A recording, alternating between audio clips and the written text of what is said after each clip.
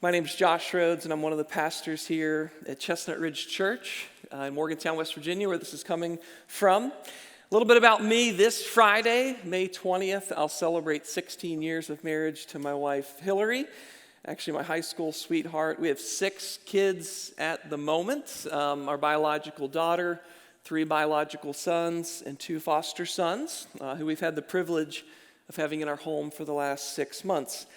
I'm a proud West Virginia native. I grew up in Weirton. Any Weirton folks out there? Little DeCarlos, little DJs, you know what I'm talking about.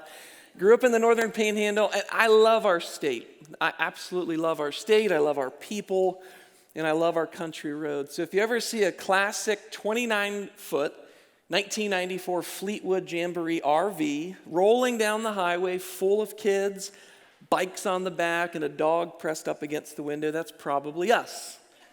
So please wave. Well, the purpose of my talk today really is simple.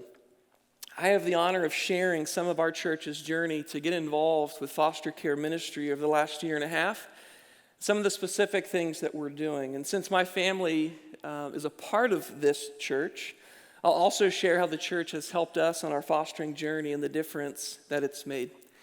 Now, you've heard the expression, boy, that's a tough act to follow. I think there's like 10 acts so far that I'm following. And I recognize that I am the rookie here today. And I have so much more to learn and experience. But I will tell you this, I absolutely love what God is doing through this ministry in our church. I love being a part of it. And I really love being a foster dad. It's not easy, but I love it. And as I share our story, I hope that you'll hear something in this talk that will encourage your journey to serve vulnerable children and families, whether it's through your church, government office, child placing agency, nonprofit, school, and in your personal lives as well. So how did Foster West Virginia get started? Well, I think it probably began with an email invitation from our good friend Steve Finn at Chestnut Mountain Ranch here in Morgantown. And like so many of you, our church has been truly blessed to know and partner with Steve and Dawn for so many years. We've seen their tremendous impact on the ranch boys and their families, the community, and especially through local churches. They have a unique gift to bring together the body of Christ to do big things together. So on Thursday, September 10th, 2020, which was still early in the COVID-19 pandemic, Steve invited a small group of us local pastors to the ranch to share a meal and to hear from Lynn Johnson, who at the time was serving our country, and this is a long title, Lynn, the Assistant Secretary for Children and Families in the U.S. Department of Health and Human Services. You need like an acronym or something for that. I remember I was honored to attend the event with our senior pastor, Tim Herring, and I remember it was a beautiful night, and we met under the pavilion at the ranch down by the pond and just sat around picnic tables. And after we ate, Lynn began to speak about the 400,000 youth in foster care and the 120,000 or so who are in need of a forever home immediately and the ones who may age out.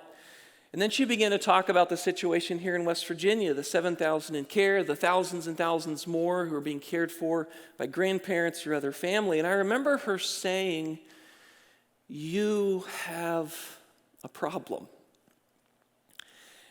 And then she said, "You have a very big problem." And in that one moment, she made a very big problem very personal to me as a West Virginian, as a pastor, and as someone who loves families. And truly, in that moment, I remember having some awareness about the statistics and some of what was going on in the state, but she helped me realize that we weren't talking about statistics. We were talking about individual babies and individual toddlers and individual kids and teens who were suffering and needed our help, who needed my help. She reminded us of James 1:27, that as people of faith, we are called to serve the widow and the orphan, that it's God's heart and our responsibility. So after helping us understand and feel the problem that we were facing, Lynn went on to describe several pastors and churches and groups across the country who were stepping up to make a difference, and it was so inspiring. And Lynn, I've got to tell you, you had me on a roller coaster that night. I went from feeling hopeless to hopeful and really believing that our church and my family could make a difference. So Lynn, I do want to thank you. Truly, thank you. So to conclude our time together, Lynn challenged us to go all in and begin to make vulnerable kids and families in West Virginia an urgent priority, both personally and in our churches. And I remember in my heart going all in that night. I didn't know what it meant because it wasn't a particular program. It wasn't a set of classes. It was just a challenge to make it a priority, to go in with my mind and with my resources and with my heart. So she gathered us and we took this picture, and some of you in the room today were in the picture. I got lucky enough to stand right beside you, Lynn, and boy, those masks don't bring back very good memories, but that was September of 2020. Now, that one gathering inspired us to start taking steps forward, and about 4 months later, we would go on to launch Foster, West Virginia. And I remember Pastor Tim and I, we walked back to our cars, and we both just had a real kindred spirit and just really felt like God was moving. And I remember we were excited to start talking and get going right away. But we gave ourselves a period of time, that mid-September to the end of that year, to really listen, to learn, to pray, to plan. And I'm glad that we did. And there were a number of things that we did in that gap, and maybe these would be some things that you might want to take from your experience today. First, I remember the following Monday after Lynn's visit, we met with several members of our staff and just shared what we learned. You know, Pastor Tim and I had the privilege to go that night, but the rest of our team wasn't there. It was meant to be sort of a small gathering, so we simply shared with others on the staff what we experienced. And by the way, if you're here at the summit alone, or perhaps you're missing your lead pastor or key members of your team, it might be a good step to take, to share what you're learning, to share your experience from today, because if you go at it alone or try to figure it out on your own, or you don't have the support, it'd be hard to get momentum. In fact, I remember Pastor Tim and our executive pastor, Bruce Lane, they took the information we learned straight to our church board at that September board meeting, 2 weeks later, and got the board on board. See what I did there? Which was really important. So we started internally, and really all we started to do was just having lots of conversations and lots of prayer and lots of learning.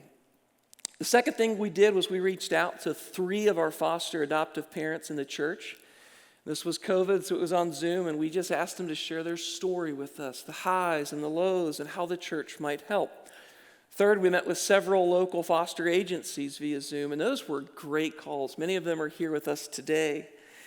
And we just spent time getting to know them. There were about 3 reps per agency, and we just asked, we'd love to get to know you as people, and we'd love to know what you think makes your agency unique, and we'd love to know how the church can help. And it was almost surprising, the response. Like, they don't want anything from us. It was just, I could tell a fresh breath of air that we were just saying, how can we help you succeed? You have the children. You are the ones entrusted with placing these precious children. How can we help you succeed in that? Those were great calls, and it helped us get off on a great foot. And we have growing relationships with a number of agencies, and we truly appreciate you. Fourth, we turned our attention to the state, and we wanted to learn really what was happening in the state. So we met with the foster care ombudsman. That's a hard one too. All these, the fancier your title, the more complicated it gets. Pam Kaler, who's here with us today, we met with her. We met with Marissa Sanders from the Foster Adoptive Kinship Network. We also learned the work of Mission West Virginia and what they're doing, and that helped us orient ourselves to what's happening in the state. Fifth, we reached out to North Point Community Church. That's a church that's been a real blessing to us. So Leslie Reese, she spent time with us sharing what they've learned. And then she gave us one of the most tremendous resources I could have ever asked for. And it's someone who I wish was here today. Her name's Allison Feyereisen, and she's on Allison's team.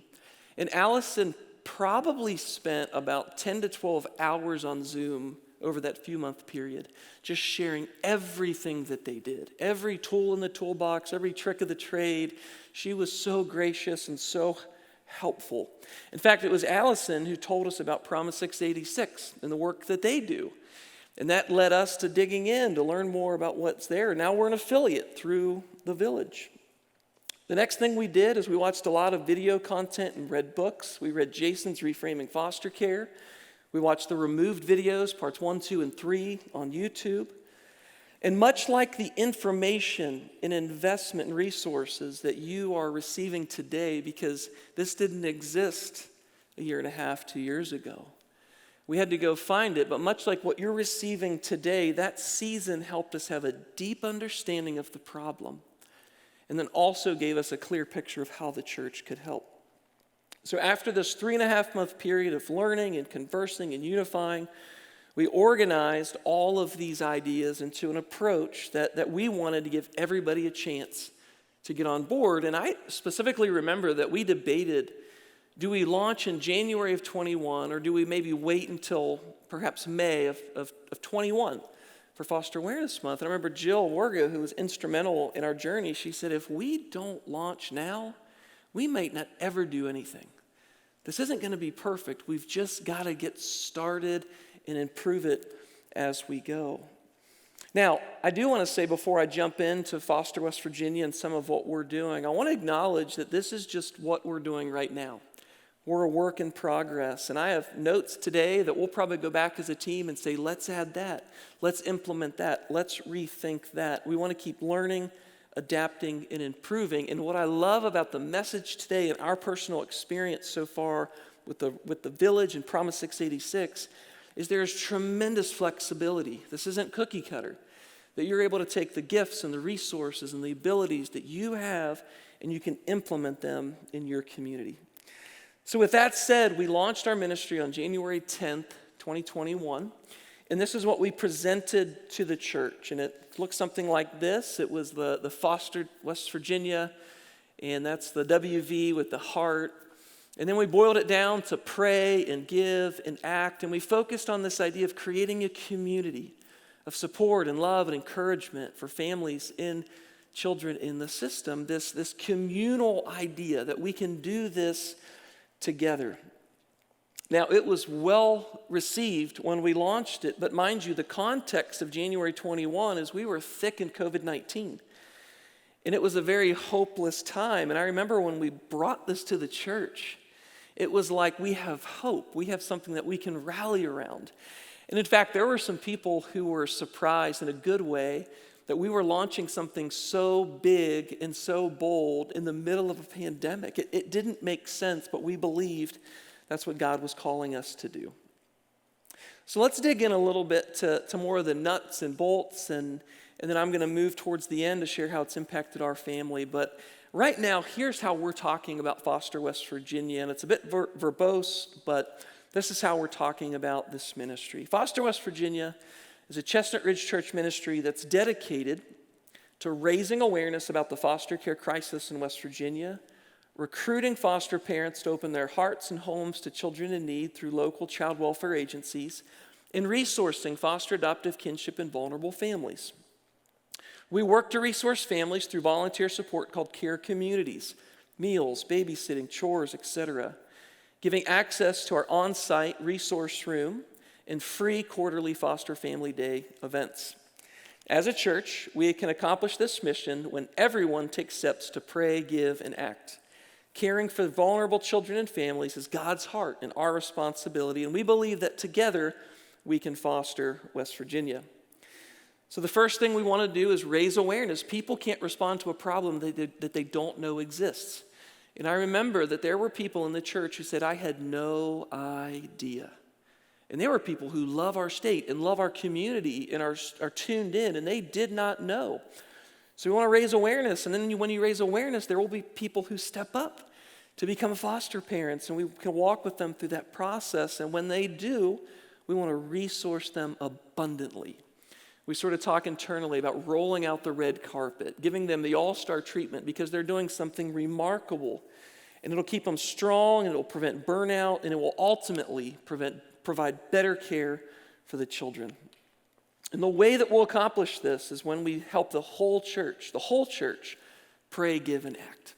So let me share some specifics around this pray, give, and act. So we're calling on the church to pray. And again, don't assume that people would even maybe know how to pray, because prayer can be tricky even for a pastor. So we gave them some specifics. We said, pray for the children, for the 7,000 kids being impacted by this crisis. Pray for the families. And you'll notice there's also some educational components within these prayer requests. So pray for the biological parents, right? We want to have a heart for them who are going through a challenging season apart from their children. Pray for current foster parents as they love the children. Pray for new foster parents to step up. These prayer requests also communicate vision. Pray for our church family, and our partners as we take steps to foster West Virginia. So we want to bathe the whole ministry in prayer. And we've added some different prayer requests, grand families and different things, but this is what we started with. The second step was to give. We gave the church two different ways that they could give. We said you can give financially. So we called on the church, give to help our church and churches across the state recruit, train, support, foster, and adoptive families. For us, this is a restricted account in our budget. So anything that's given goes directly into that account. And that's encouraged the church, that if I give $100 or $500 or $1,000, it's going to be used for these purposes. And I'll share more about how we use some of those funds. The second way that they can give is through our wish list. So we set up an Amazon wish list to help stock our Foster West Virginia resource room. List includes clothes, car seats, beds for foster children. Donated items are safely secured at the church and made available to those in need. That has worked wonderfully. People go on the list, they pick a few things, and it ships directly to the church. And right now we're in our Foster Awareness Month. It's like Christmas. Here comes a stroller, here comes a crib, here comes a bed, here comes more diapers. It's easy, and it's very, very effective. And then act is to serve. First step is to serve. So we say serve and support foster parents and children by providing practical help such as meals, childcare, errands, yard work, and more. You can also offer encouragement and emotional support by consistently communicating with the parents and praying for them. We wanted to work that in, that it's not just about the meal, it's about the prayer, it's about the encouragement, it's about the emotional support. And then we said the final way that you can take action, of course, is to foster. And I like to think of this as a funnel, that we move people from praying and then into giving and then to taking action. And this is sort of the bottom of the funnel. So here's, again, kind of an educational way that we talk about this one. You can change a child's life. It's about the child. And you can help change a child's life. And we, the church, would love to walk with you every step of the way. That's our commitment, that we'll connect you to our local agencies. We'll cheer you on as you're taking your classes and going through your home study. So to learn more about becoming a foster parent, again, to a baby, toddler, child, or teen who needs a loving home, we want to be intentional to communicate. This isn't about a blonde-haired, blue-eyed baby. Maybe that's where your journey goes. But this is about the 8-year-old and about the 12-year-old and about the 18-year-old. So we launched January 21, and that's only a year and a half. So we haven't been at this very long. We took 3 weeks in our Sunday services each week, and we elevated pray, and then give, and then act. We showed that animation video that we showed a little while ago. Lynn actually produced a video for us, and we shared that with the church. We used our email communication, social media. We made it a really big deal because it communicates importance, and it creates culture. So we launched it. We got to work with the fruit early on, and then May of 21, a year ago, we thought, boy, Foster Care Awareness Month just makes sense to bring this back to the forefront. So again, every Sunday there was a different element, recasting the vision. By that point, we had some wins to share, some families who were being served, some families who were stepping up to foster. We talked about it, again, through email, social media. We had our first family day. We did foster mom gifts. We made it a big deal. It communicated, this is important to our church. It creates culture. Another big mile marker in our journey was July 1st, 2021. Do you know what happened on that day?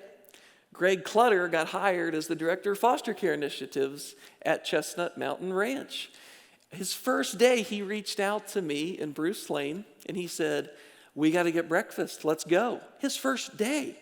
So we met at Apple Annie's, and he was like, all right, you guys have been at this for 6 months, 9 months, tell me everything. And just feverishly taking notes and asking questions and already sharing what he had researched before he started the job. And I didn't know Gray. I think that was the first day we met, and I thought, oh my goodness, how did Steve get this guy? Who is this guy? He has a business brain and a pastor's heart, highly skilled, man of faith, full of love. He researched all the options nationally and landed on Promise 686 as the best support for West Virginia. And he became an affiliate, and then he said, hey, Chestnut Ridge, you get to be number 1. So I think we're 001 on your list. We will always keep that designation. And then he got us trained, and Jesse trained us as a family advocacy ministry that fall. And then January 22, 6 months ago, we celebrated our 1-year birthday of the ministry. And what did we do? We just brought it back to the church. We took 3 weeks and said, hey, Foster, West Virginia, we want you to pray, and we want you to give, and we want you to act. And here's some stories, and here's kids who are being impacted, and here's events that we're doing, and here's how this is making a difference. And we used email communication and social media and all of it. And in fact, we preached our full-length sermon on it as God being a father to the fatherless. And then here we are, May of 22, right now, Foster Care Awareness Month. We're just doing the same thing. And you would think, in talking about this over and over again, and it's not every week, it's not every email, we're strategic. You would think, like, Josh, just you describing all of that, I'm tired of hearing about Foster, West Virginia. But it's not. People want to help kids. People want to help families. People want to be a part of a church who wants to help kids and families. In fact, there was a woman who swung by the office. She made some quilts for our foster sons, and she said, please keep talking about this. She said, whether I'm in this room or I'm watching online, anytime you guys start to talk about the foster kids and the ministry and what's happening, she said, I just cry. I just cry. It touches my heart because we're tapping in to the heart of God. So we've been at this, like I said, for about 1.5 years, and right now we're serving about 14 families with the Care Community model with about 75 volunteers. Some of you, that might sound really large. Some of you, that might sound kind of small. But we have viewed this as a marathon and not a sprint. Someone told us this is probably going to take you about 2 full years to take it from idea to value, from something maybe that you just kind of do to a true part of your culture. And at about 1.5 year mark, I think we're getting really close. I really do. I think if you polled the average person who's associated with our church, what does this church care about? I think because of our pastor, Tim Herring, the first thing they would say is the gospel. That's how we're made right with God, is through Jesus Christ. Then I think they would say we care about families, we care about marriages, and we care about the community. And I think they would say we care about vulnerable children and families. We care about this foster thing. It is getting to that point. It's taken work, it's taken time, it's taken consistency, but we are getting there. So let me share what Foster, West Virginia, and this pray, give, act idea has meant to our family and the boys in our care. And these are the same kinds of stories that we're hearing all around the church, because we're serving 14 families, but we're also impacting many other women with our foster mom gifts, or many other children through our foster events. So it's having an impact. And these are the kinds of stories that we're hearing. So in terms of pray, I'm going to work back through pray, give, act. Vulnerable children and families are being prayed for daily in this church. Daily. So this is what my phone looks like every Monday. I get a text from Rachel and Chris. They're our team leaders, and that's how it's saved in my phone, Foster Team Leaders. And every week, like clockwork, you can take it down, the team, she reaches out and says, how are you doing? How are the boys? How are the kids? Any updates, any needs? And always ends with, how can we be praying this week? So I type it out, 1, 2, 3, 4, 5. Sometimes it's short, sometimes it's long. She takes that information, she copies it into Promise Serves, which is easy and slick, and it gets automatically sent to the team, and they all get that update immediately. And they pray. They pray. They pray about the health. They pray about MDTs, court hearings, family visits, good reports. They pray for our family every day. And that gives me so much strength and so much encouragement. And because we've emphasized prayer, it has helped keep Foster, West Virginia, focused and dependent on God and not ourselves. In terms of giving, because people are giving financially, we've been able to do some really, really fun things for families. These foster family events we've had so much fun with. In fact, this Sunday, the 22nd, we're going to a local zoo called Hovatters. We have 140 kids coming to the zoo, all paid for. They're all going to get a treat bag. They're all going to get carrots to hold up to the giraffe, completely free. Because a grandparent who's taking care of 3 or 4 kids doesn't have the money to go to the zoo. A foster family like ours, it's a hard stretch to take that many kids, right? You're at $100. But because the church is giving financially, it is no problem at all to spend a few $1,000s at the zoo. It's because of the church's generosity. We went to our first family event in February. We went to a women's basketball game at the Coliseum. Here's Grace and Delaney and Jennifer Clutter outside the Gold Gate greeting families. They had tickets with the family's name and a handwritten note on the ticket. And the day was also really fun because it was dressed like Coach Mike Carey Day, who's known for his mustache. So in that packet they got included fake mustaches. Now, I wish I could share pictures of my foster sons with their stash, but many of you know you can't share pictures or identifying information. So here's my son Levi rocking his stash. But it was so much fun. We filled an entire section with kids who often feel like they're the only ones who don't have a normal family. Kids looking around and seeing, I'm not the only one. And I also saw that day kids just having fun, kids who have been traumatized, maybe kids who never got to go to the Coliseum, to see children eating a hot dog and spilling their Coke and dumping popcorn, just having fun and being kids. Oh my goodness. That's because of the church's generosity. And they also give through the wish list. And when we got our placement, the church blessed us with brand new beds and car seats and other necessities. And do you want to know the best thing about getting new things? Not just that they're new, but they come in boxes. So the first few days, this is what our house looked like. We had boxes everywhere. This is my son Micah. Boxes all over the house, playing, having a great time.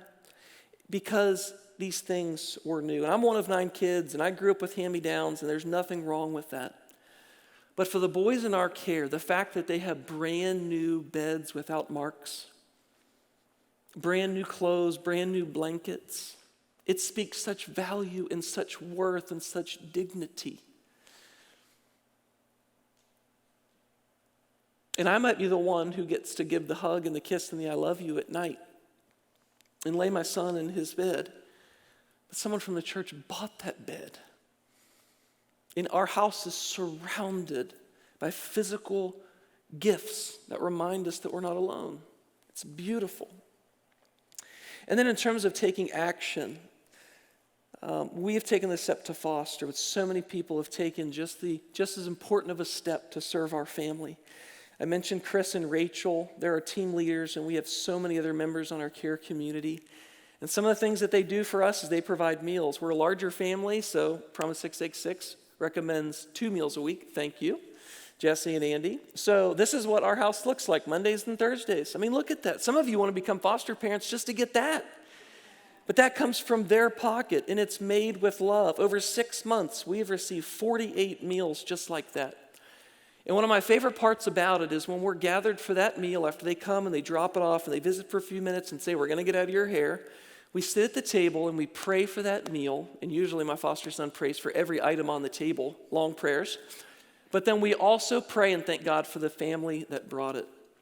So we thank God. If it's the Ryans, we thank God for Mr. Chris and Miss Tamara and William and Elizabeth. And it reminds us that we're not alone, that there's people who care. And then there's laundry. Oh man, we have a couple in our neighborhood, Jacob and Maria. I mean, that just makes you sick looking at it, doesn't it? They come every Wednesday to pick up laundry, take it home, wash it, fold it, and when they come to the boys, the foster boys' clothing, they say prayers for the boys while they fold that laundry. It makes such a difference. And what I have loved most about Foster West Virginia is how it gives everyone tangible opportunities to make a real difference for kids. Everything I showed you is common things. meals and laundries and providing date nights, but these common things become sacred and they become holy and they become so useful to these families. So I'm going to conclude with a quick story. And it was right after Easter, and we were feeling pretty tired. I mean, you're tired just from life and 4 kids and a couple of foster kids. So our agency, they encouraged us and set up respite care. And we kind of fought it a little bit because that was our first experience. And we're like, this isn't, but they were like, you need a few days. So we took the boys over to the family and got them settled and made sure they were comfortable. And then we left in the camper I mentioned down to Blackwater Falls State Park. We had a great trip, and it was the first time that it was just, our biological family to have a few days. In the last few hours, we went to the lodge to swim, but the pool was closed. So here's a picture of my wife and our 4-bio in the hot tub. And in that hot tub, I realized I've got a golden moment, just a golden moment.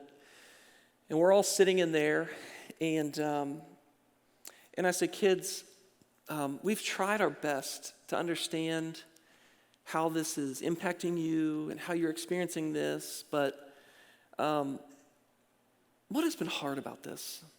And we just asked him, not trying to look for answers, but we just said, what's been hard? My 4-year-old, he said, the boys drive me nuts. And I'm thinking, goes both ways, buddies. It goes both ways, I promise. My 7-year-old, who's quiet, he said, sometimes it can be hard to get your attention. My 9-year-old said, well, sometimes I miss my room, because he volunteered to give his room up and move in with the younger boys, so we have a room for our foster sons. And then my 11-year-old daughter, kind of that mini mama, she said, I really hope they get to go home to their family, but I'll miss them so much if that happens. So we talked about that, and we kind of sat with that, and we shared what's been hard for us as well. But then I asked the kids, what has been good? What has been good about being a foster family? This is new, right? We're figuring it out. The 4-year-old said, I have more kids to play with. I'm like, see, it's not all bad. My 7-year-old he said it's so fun to see them growing and learning. I mean, the physical weight that they have put on because they're not malnourished.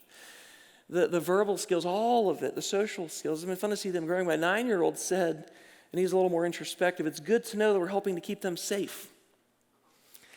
And this is what my 11-year-old said. She said, there are just so many people who love the boys. She said, we love them, our family loves them, our neighbors love them, our friends love them. There are so many people who love these boys. And isn't that what it's about? Jesus said, you'll know you're my disciples if you have love for one another. And I just want to tell you that this journey has transformed our family, our marriage, our kids, those who are serving. Most importantly, the boys in our care. They're different. They're different. They're thriving. They still have hard days, but it is so good. People have asked me, Josh, what does describe foster care to me? And I just say it is so beautiful and it is so broken. There's so much joy and there's so much sorrow. It is all of it, but I wouldn't change any of it. So I just want to encourage you, wherever you are, in whatever position of influence, whatever role, that you can make a difference. You can go all in, and that's what I'm encouraging you to do today. So I want to show you one more example of how we see this working in our church. It's an incredible family. They've been fostering several. They're on their way to adopting one of them. Their names are the Smiths, and they've been served by the Cargills for the last few years. So I want to share this story just as another example of how we see this working. Take a look. I'm Nicole Smith. Tanner Smith. And we've been going to Chestnut Ridge Church for around 3 years. We had been trying to have kids of our own for about 3 years, and I just really felt it on my heart that maybe we were supposed to do this before we would be blessed with a child. You do social work and this stuff. I work with kids every day, and I see kids in, bad environments sometimes. So I don't know. I love kids. I love people. So we just really felt it on our hearts to do this.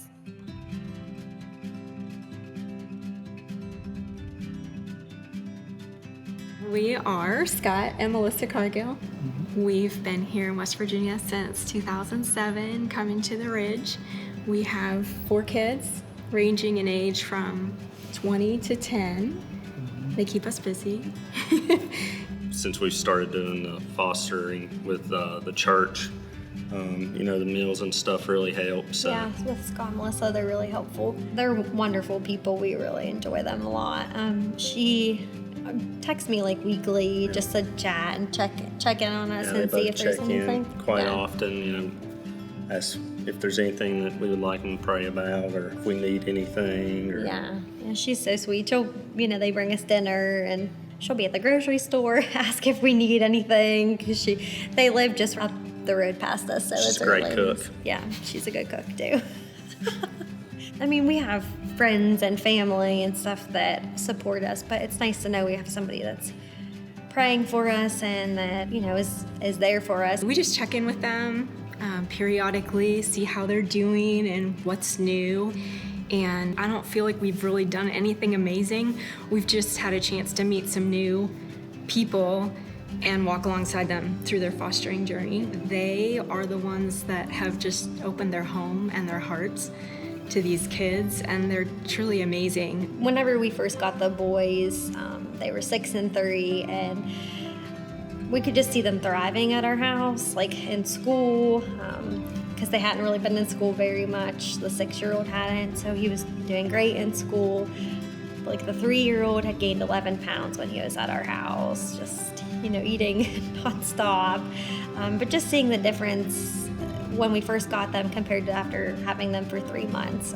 It was hard at first when we first got them, just getting adjusted, but then, like at night, they'd tell you that they loved you whenever they went to bed, and they just really needed that love and affection.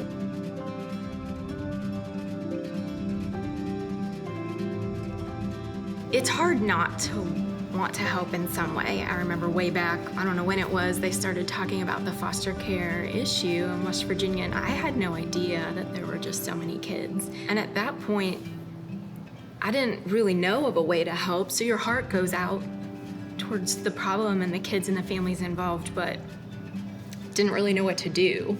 So I was actually really excited when they approached us and said, well, here's something really practical you can do. Would you want to be involved? And it didn't take us long to say, yeah, that sounds great. We're just sharing a little bit of our time and a little bit of what we have. But if a little bit can make a big difference, then that's what our hope would be. I mean, I kind of think of it a little bit like the loaves and the fishes, with Jesus and the 5,000, right? The little boy had his lunch and it wasn't enough. I feel like, sometimes we just are scared to dive in because we feel like, what can we really do? And honestly, we haven't done a lot, but if God can use that little bit to do something bigger, then absolutely, I'll share my lunch. If you're, thinking about foster care, which it's very scary, but very, very rewarding. And it's just as scary for the kids, too, that come into a place they don't know anything about. So definitely give it a shot. Yeah, I mean, I could say it over and over again. I mean, there's a lot of scary parts to it, but just seeing the kids, they're scared, but then you just build a relationship with them and make them feel comfortable, and they just become a part of your family.